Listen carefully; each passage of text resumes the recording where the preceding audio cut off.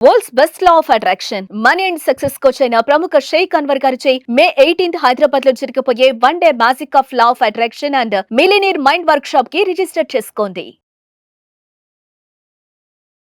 నమస్కారం ఉమా గారు. నమస్తే అమ్మా. అక్షయ తృతీయ, ఈసారి అక్షయ తృతీయ ఏ రోజు వస్తుంది? దాంతోపాటు ఆ రోజు కనుక ఎవరైనా కూడా సద్వినియోగం చేసుకోవాలి అంటే ఎలా చేసుకోవచ్చు అంటారు? తప్పకుండా. అక్షయ తృతీయ ఏప్రిల్ 30వ తారీఖు వైశాఖ శుక్ల తదియ అని పిలువబడేటువంటి రోజున అక్షయ తృతీయగా మనందరం జరుపుకుంటూ ఉంటాం. అయితే ఈ వైశాఖ శుక్ల తదియ నాడు కృతయుగము ప్రారంభమైందంటండి. అందుకోసమే ఆ రోజున మనం ఏ పుణ్య కార్యక్రమము చేసినా, ఏ దాన ధర్మములు చేసినా, లేకపోతే ఏ పరిహారములు చేసినా, పితృ తర్పణములు చేసినా, ఎలాంటివి ధ్యానము, జపము, హోమము ఏమి చేసినా సరే కోటి రెట్లు ఫలితాన్ని ఇస్తుంది. అంటే అక్షయం అవుతుంది. అందుకోసమే దాన్ని అక్షయ తృతీయ అని పిలుస్తూ ఉంటారు. అయితే జనరల్గానే యొక్క అక్షయ తృతీయ బుధవారము రావడం అనేటువంటిది చాలా రేర్ కాంబినేషన్, చాలా అరుదుగా వస్తూ ఉంటుంది. అందులోనూ అక్షయ తృతీయ రోహిణీ నక్షత్రంతో కూడి రావడం అనేటువంటిది ఇంకా అరుదుగా వస్తూ ఉంటుంది.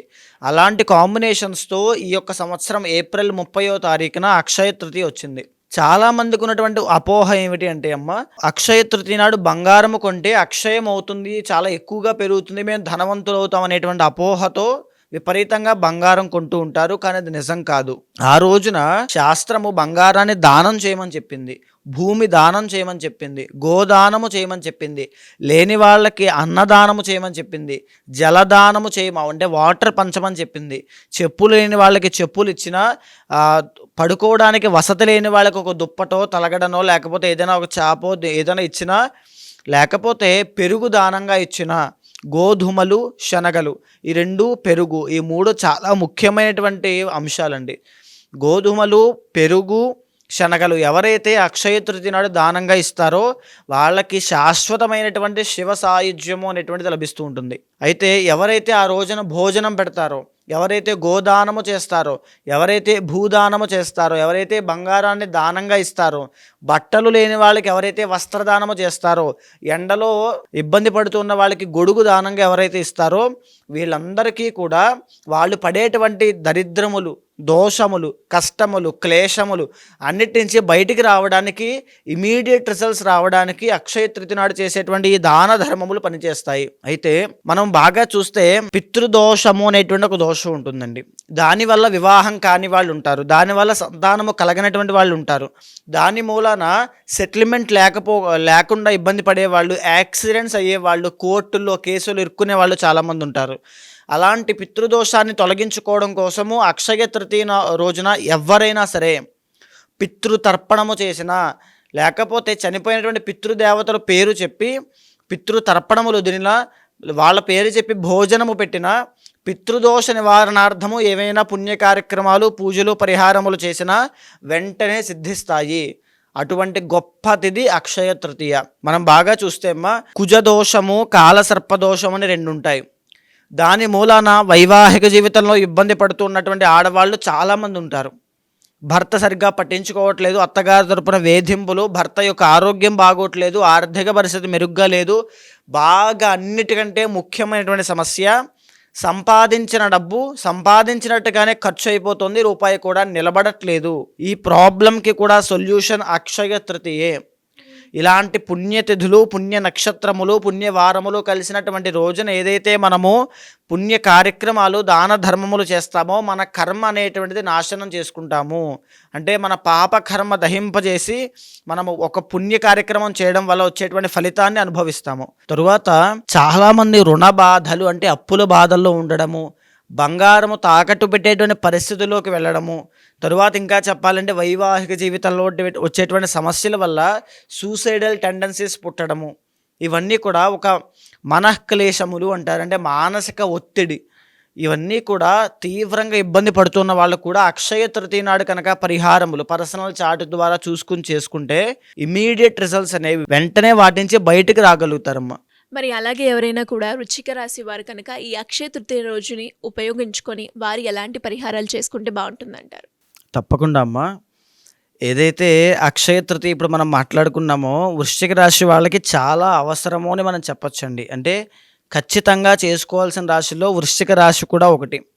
ఎందుకు అంటే జరిగినటువంటి గ్రహ సంచారాలు, రాబోయేటువంటి గ్రహ సంచారాలు గమనిస్తే కనుక వీళ్ళకి గురుబలం అనేటువంటిది లేకుండా పోతుంది.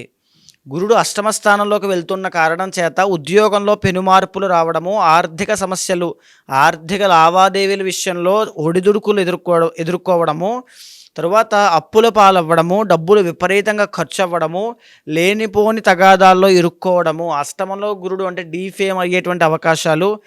అంటే వీళ్ళ సమస్య ఎలా ఉంటుంది అని అంటే వీళ్ళ ఇన్వాల్వ్మెంట్ ఉన్నా లేకపోయినా సరే సమస్య, ఆ ప్రాబ్లము, ఆ కష్టము, ఆ బాధ వీళ్ళే అనుభవిస్తూ ఉంటారు. దానికి సంబంధించి ఏంటి అంటే అష్టమంలో గురుగ్రహ సంచారము, అదేవిధంగా పంచమలో శనేశ్వర సంచారం నడుస్తోంది, 4వ స్థానంలో రాహుగ్రహ సంచారము కుటుంబపరమైన ఒత్తిడిని వాటిని సూచన చేస్తూ ఉంటాయి. అయితే జనరల్గానే యొక్క వృశ్చిక రాశి వాళ్ళకి గవర్నమెంట్ జాబ్ వచ్చేటువంటిది, మంచి పొజిషన్కి వెళ్ళేటువంటి స్థానాలు ఇవన్నీ ఎక్కువ ఉంటాయండి ఉద్యోగరీత్యా.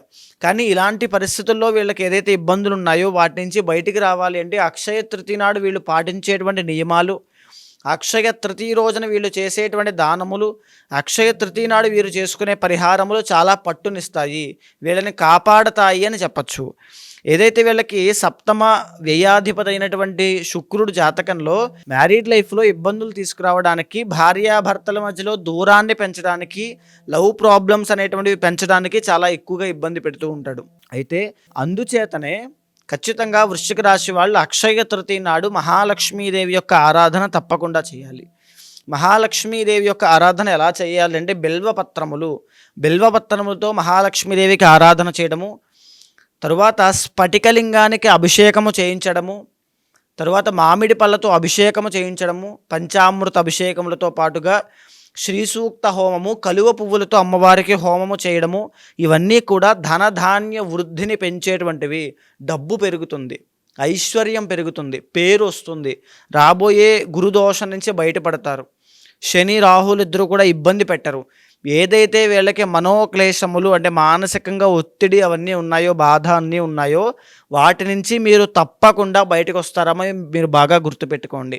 అయితే ఒక్క విషయం బాగా గుర్తుంచుకోండి, పర్సనల్ చార్ట్లో ఏవైతే అంశాలు ఉంటాయో ఆ పర్సనల్ చార్ట్లో దశ అంతర్దశలు బట్టి మీరు నిర్ణయం తీసుకోవాలి. అక్కడ కనుక ఏవైనా కాలసర్ప దోష, కుజదోష, లేకపోతే మరేదో ఇంకొక దోషం ఏదైనా ఉన్నట్లయితే కనుక ఖచ్చితంగా ఆయుష్ దోషములు కానీ దానికి సంబంధించిన పరిహారములు కూడా అక్షయ తృతీయ రోజునే ఆచరించండి. అక్షయ తృతీయ నాడు చేయడం వల్ల ఇమీడియట్ రిజల్ట్స్ అనేవి మీకు వస్తాయి. ఖచ్చితంగా ఆర్థిక సమస్యల నుంచి ఏదైతే సమస్య ఉందో దాని నుంచి బయటపడతారు. ఎలా అండి ఎవరికైనా కూడా అంటే అక్షయ తృతీయ రోజు ఉపయోగించుకొని వాళ్ళు ఏదైతే సమస్యను ఎదుర్కొంటున్నారో దానికి సంబంధించి వారి యొక్క రాశులు అలాగే వారి యొక్క పర్సనల్ చాట్ చూపించుకొని దానికి పరిష్కారం చేసుకోవాలి అంటే ఎలా ఉంటుంది? తప్పకుండా అమ్మ, మనం మాట్లాడుకునేటువంటి అంశం అంతా కూడా గోచారానికి సంబంధించిందండి. అయితే పర్సనల్ చార్ట్ అనేటువంటిది చాలా డిఫరెంట్గా ఉంటుంది. ఎవరైనా అలాంటి వాళ్ళు ఉంటే ఖచ్చితంగా మీకు కింద కనిపించే నెంబర్కి కాల్ చేసి పూర్తి వివరాలు తీసుకోవచ్చమ్మా. ఎందుకు అని అంటే గోచారము, గ్రహచారం అని రెండు వేరువేరుగా ఉంటాయి. మీ పర్సనల్ చార్ట్లో ఏవైతే దోషాలు ఉంటాయో అవే మిమ్మల్ని కర్మ ద్వారా వచ్చినటువంటి దోషములు పట్టి పీడిస్తూ ఉంటాయి, కష్టాలకి దారితీస్తూ ఉంటాయి. ఏదో కష్టం వచ్చింది, ఏదో బాధ వచ్చిందంటే దానికి కారణం ఏదో ఒక కర్మ ఉంటుంది, దాన్ని ఇండికేట్ చేసేటువంటి ఒక గ్రహం ఉంటుంది. ఎప్పుడైతే ఆ గ్రహానికి సంబంధించి ఆధిపత్యాన్ని వహించి అధిదైవాలకి సంబంధించిన పరిహారములు ఇలాంటి పుణ్యతిథుల్లో చేస్తామో వెంటనే ఆ ప్రాబ్లం నుంచి బయటపడతాము. సో అలాంటి వాళ్ళు ఎవరైనా ఉంటే తప్పకుండా మీకు కింద కనిపించే నెంబర్కి కాల్ చేస్తే మా వాళ్ళు మీకు పూర్తి వివరాలు అందిస్తారు. తప్పకుండా మాట్లాడి ఆ పరిహారములు చేయించి మంచి రిజల్ట్స్ వచ్చేలా చేస్తాను. థ్యాంక్ యూ అండి, థ్యాంక్ యూ సో మచ్. నమస్తే అమ్మా.